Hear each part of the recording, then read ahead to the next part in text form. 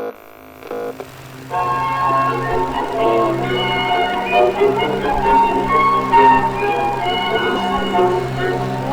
was a boy, my mother often said to me, get married, boy, and see how happy you will be. I have looked all over, but too early can I find who seems to be just like the little girl I have in mind. I will have to look around until the right one I have found.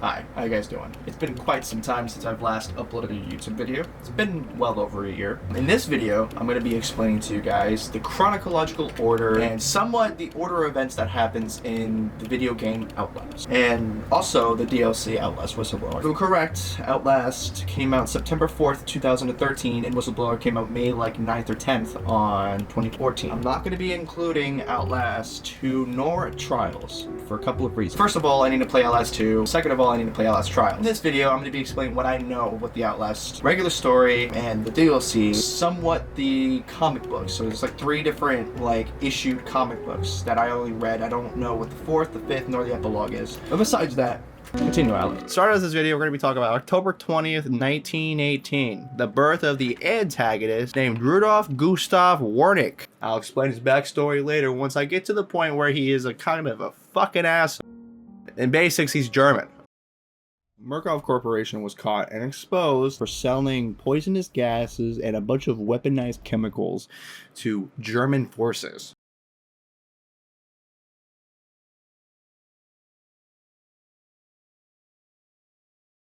Fuck you. Alright, anyways, 21 years later...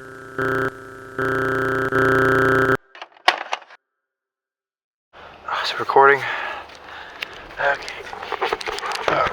Nope, this fucking works. Hi. I'm gonna show you guys the temperatures right now. I'm freezing my ass off. It is 48 degrees outside right now. Okay? My phone is at 8% and... oh my god. And I just woke up. My dumbass forgot a lot of fucking details. Yeah, and also I don't have a tripod, so I have to do this on a park bench. So, here's the thing. Well, there's no thing to this, but there's a thing at this. So what did I miss? I actually forgot what I missed. Psychology...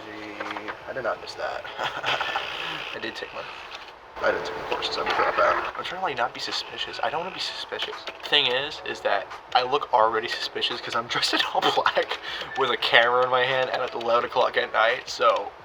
what the fuck? I'm not doing anything illegal, I swear to fucking God. Is there any homeless people down here? June 1943. During Project Walrider, Wernick records 3 instances of spontaneous bleeding. Half a dozen test subjects begins to develop brain tumors, and autopsies reveal the tumors are literally pure lead. I fucking love the 1950s and 60s, you know that, right? I love it, because everybody was just fucking just dumb. I heard like a bunch of walking noises behind me. Hello? Is there anybody there? What the fuck? In 1949, Dr. Wernick immigrates to the U.S. as part of Project Paperclip. That was April 30th. I didn't really specify April 30th, but that was April 30th. April 15th, 1958. J. Lawler budgets and authorizes to continue research into Dr. Wernick's Project Walrider as part of Project MKUltra. In 1959, the Murkoff Corporation conducts experiments for the CIA program MKUltra. May 21st, 1961, Clark conducts sermons for patients at Mount Massive. 1967, Eddie Gluskin is born. Who the fuck is behind me? I'm hearing like sounds behind me. I hope to God it's not a fucking raccoon. I'm not gonna get my ass eaten. What the fuck? 1968, Mount Massive Insane Asylum ceases its operations. Murkoff buries evidence of MKUltra crimes. Mount Massive is shut down amid scandal and government secrecy, and that's in 1971. I did not mention that. 1972, CIA Director Richard Helms orders all MKUltra files destroyed. In 1974, Frank Minera is born. That's one of the antagonists of Outlast Whistleblower. 1980 and 1981, Chris Walker is born. 2007, we're skipping way ahead into this 2007. Oh shit. Hey we go again. Alright, last time I was at this park, I had a paranormal event happen. Now this time around, I'm gonna finish off this fucking video. And shit, I forgot a lot of shit. December 27th, 1985. Dr. Warnick conducts an exhibit. You fucking dipshit. Is this fucking place haunted? Am I just getting fucked with because I'm just hearing footsteps? That's great. Dr. Warnick conducts an exit interview in Los Alamos, New Mexico, regarding his works on the Morphic Gang Engine and Project Walrider. 1987, Paul Marlin passes the state bar exam in Ohio. 1990, William Pope is born. That is it. Alright, 2007, Sergeant Peacock leaks Murkoff files, then disappears. Alex, It's now the year 2008. Pauline Glick and Paul Marlin, being nicknamed The Paul, they are responsible for minimizing economic damage to the company. Pauls are assigned to investigate the Hat Box murders, where military veterans were being brutally murdered, basically heads torn off. Now, here's the thing. All these patients were under the Spindletop Psychotherapy Clinic, where the whole ordeal was to help trauma-induced war veterans. Cherry on top, the clinic was owned by fucking Murkoff, which is pretty fucking funny if you ask me. The Pauls go to the clinic and needed to talk to the head of the psychotherapy, Dr. Claymore. Well, sadly, they were too late, and they found Claymore absolutely fucking crushed. So there's really no hope through Claymore. They instead looked for security footage, but it was all destroyed, pinning to the security guard named Chris Walker, nicknamed Strong Cat. The Pauls tracked down Walker to his house, where they discovered all the victims of the Hatbox murders. During such investigation, Walker returns home upon noticing his toy pig in the hands of Marlin. Mr. Walker becomes aggressive, fights the both in a nasty brawl. Chris had Marlin in his hands, but Glick slams Walker with a moving car, pinning him to a fucking wall. The Pauls quote-unquote clean up the mess and planted evidence on a person named Abdul Malik. Walker was presumed terminated from his position and processed as a science experiment at Mount Massive Insane Asylum. Now, 2009, a year later, under charitable work, Murkoff was able to reopen Mount Massive Asylum. So now we're kicking it off to the 2010s. This is where shit hits the fan, this is where the game Outlast comes along, and this is where a lot of crazy pneumatic shit happens. This is where the story really starts picking off, the year 2010. Murkoff had to get rid of all female employees and patients because of some psychosomatic pregnancy issues. Basically a condition where women experience the physical and emotional symptoms of pregnancy, but despite being pregnant at all. Around the same year, around the 2010-2011 era, Chris Walker starts consulting for the Morphic Gang Engine, basically giving him horrifying hormone therapy. It's quite terrifying considering that he is a 6'9" giant with a nickname named fucking Strong Fat. Year 2012, the Pauls are sent back to Mount Massive Insane Asylum to investigate a complaint sent by an anonymous employee who was considered about the safety conditions of the facility. Glick meets Jeremy Blair, Murkoff's executive vice president of global development. The Pauls meet up with Michelle Hayes, a former IT specialist. She informed Glick and Paul to redirect to Richard Trager. He is one of the head of the biz dev and the executive of research and development. And also apparently very, very close friends with Jeremy Blair. They both went golfing. He acted not only just happy, joyous, and also quite jovially, and wanting them to be on Team Rick, which is weird. Trager also harasses the female investigator Pauline multiple times during the interview. Paul Marlin signals Glick that he considers Trager to be quote-unquote dirty as hobo shit, though they needed to get more information out of him. So Glick asks Trager to meet for dinner, and obviously Trager, the dickhead, says yes. While dining at a restaurant, Glick wanted more information on Trager, wanted his past, and wanted to know what she is dealing with. Trager said when he was a boy, his father always tried to convince him to not become a doctor. Glick sees bullshit, and Trager asks Glick back to his apartment, where he offers her fucking cocaine. She obviously declines. Trager asks Pauline if she wants any scotch. She denies, but she says she wanted wine. He accepts. While Trager was busy making such drinks, Glick searches the house to find Trager's internet passwords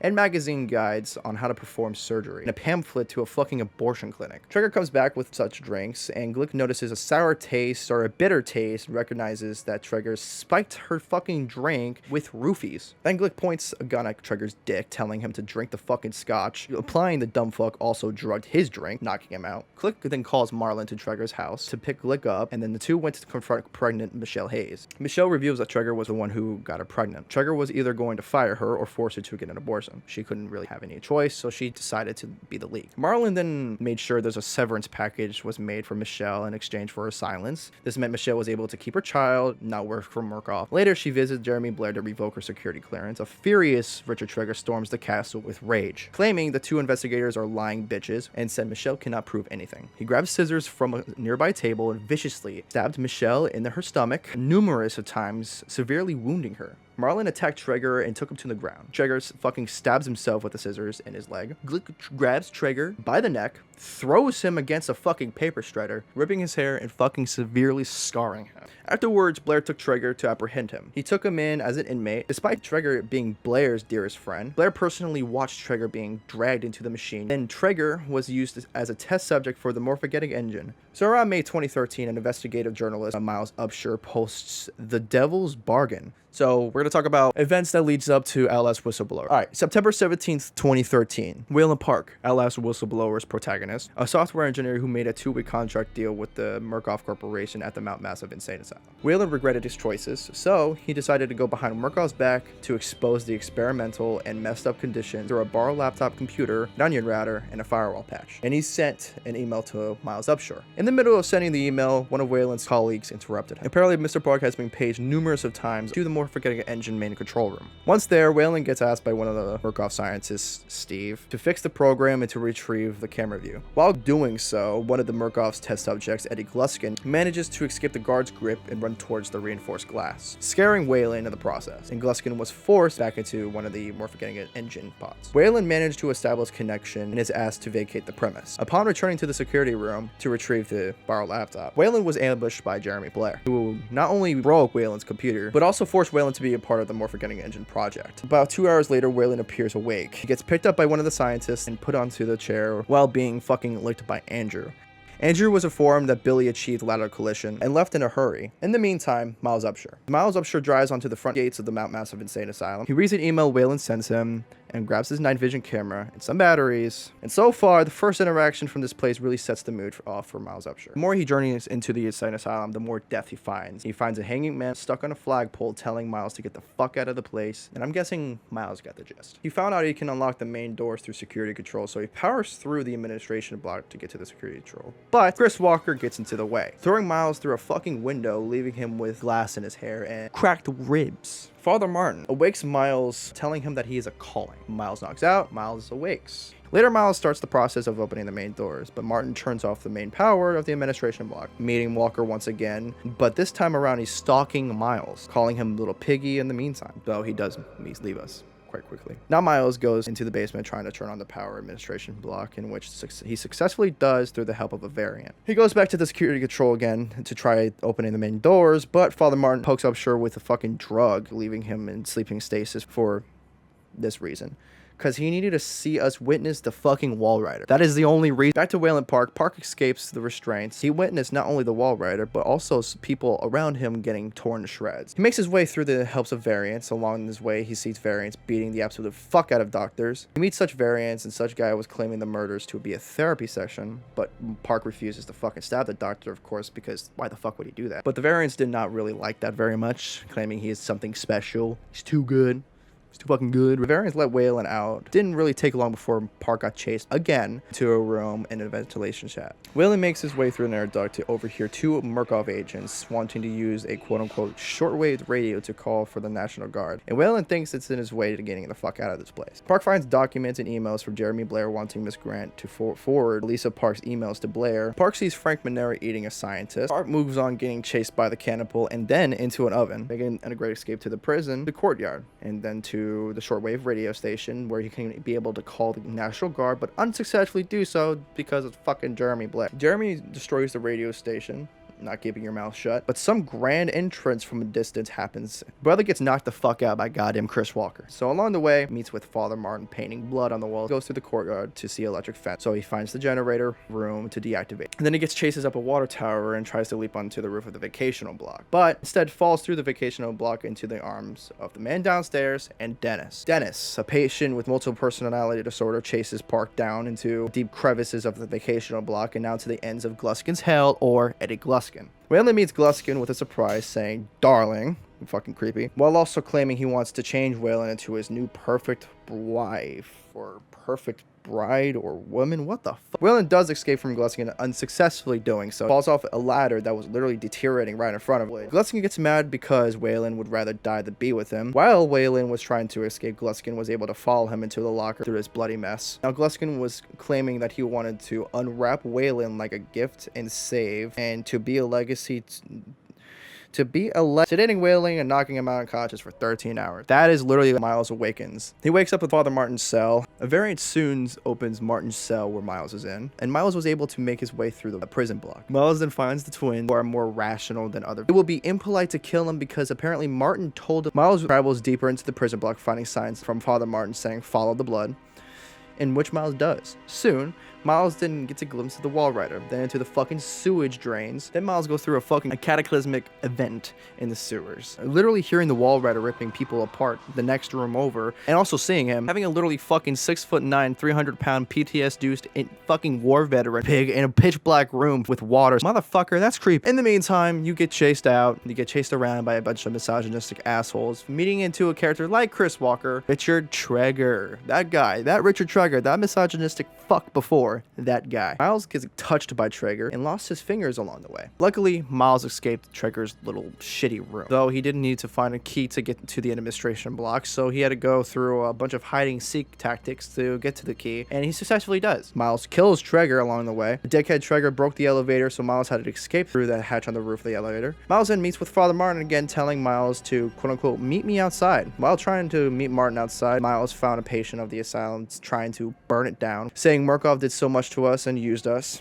Proceeding on, successfully meeting Martin, says you're getting to understand, needing to meet Martin up in the upper floors of the female ward. Then he runs off. Miles then goes researches a movie theater, but notices an old film starts to play the date of the film of December 27th, 1985. Miles wrote a note exclaiming Dr. Warnick's interview and also claimed to heard buzzing in his bones, which is fucking weird. We move our way through the admin block, finding documents on patients praising the Walrider like God, the Gospel of Jesus, in which it's cool. The mythology document explained the Walrider's name. Soon we witness Father Martin burn, claiming he wants to be with the Walrider. Martin did say he fixed the elevator, but he didn't really fix it. He sent Miles down into the fucking laboratory place or whatever the fuck. Miles goes to the entrance of the underground lab. Around this time, this is where Park starts to wake up. Park sees Gluskin performing surgery on many people, wanting to still create the perfect bride 12 fucking hours later. Gluskin gets Wailing on a table, trying to cut away everything vulgar. Park looks out. Gluskin got distracted by a patient, attempting to flee from Gluskin, running from him. Park jumps out of a window, literally breaking his ankle. The best option, in my opinion, though he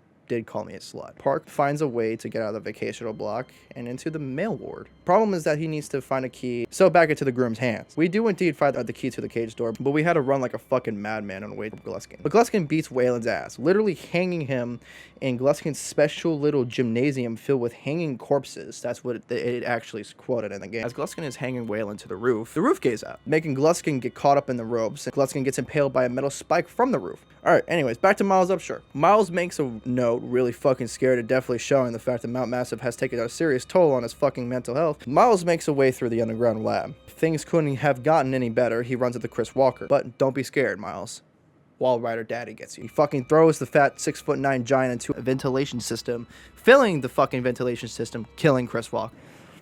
Moving on from the beautiful scene of a madman killing the motherfucker, we hear voices in a nearby room asking Miles to come and speak with him. Dr. fucking Warnick is still alive. Rudolph explained the only reason why he is still alive is because of Billy, saying to Miles that Billy may think that he is his father. Okay, he explains that he had discovered turning cells in the human body into nanofactories. It's the non-functional in the meantime, he wants Miles to murder Billy, turn off his life support to undo the shit that he's done. Miles does so. He went on an adrenaline rush running spree, running away from the Walrider specifically, and upon doing so, turning off everything that's keeping Billy alive. Miles does this successfully, turn off Billy life support and systems, killing the poor fucking soul, but also killing Miles along the way. Miles gets thrown around by the Walrider. Luckily, he survives. The machine shuts down, and unsuccessfully doing so, Miles does die. He tries to get out, but Murkoff Tactical Division was right there with Warnick, shooting and killing Miles, but a surprise happened. Walrider is still alive. Walrider got inside Miles, literally using Miles to survive.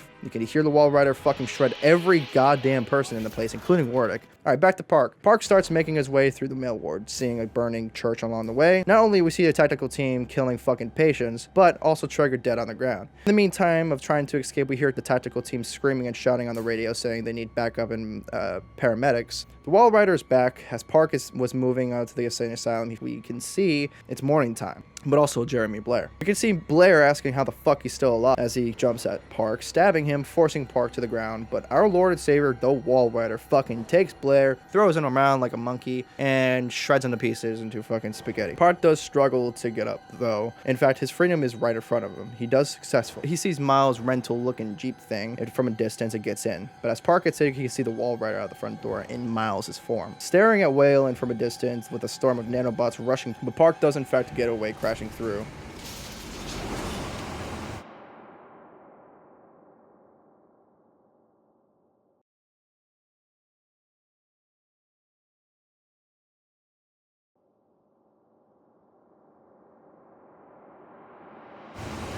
And some moments later, we see Park with a person named Simon Peacock having a decision to upload footage from the asylum, because mind you, we have a camera this entire time, to the internet. Simon Peacock warns Waylon, if he uploads the image, he's fucked. Him and his family has to be on a run for the rest of his life. Anyways, he presses the button. He doesn't give a flying fuck. He made it to the end of the video.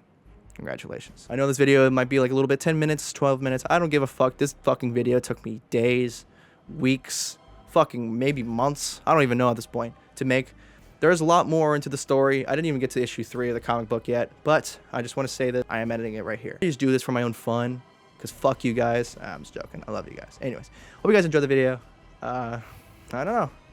I don't know how to do an outro. I really don't. It's like pretty Incubus. No, that's a band. Wait, pretty suspicious. You know, like I really don't understand like the whole outro supremacy, but who knows? We don't know. I don't know. I might do a book next video. I don't know. I really want to do Half-Life though. I got the game. I got all the games. I even got Left 4 Dead. Throw into the mix.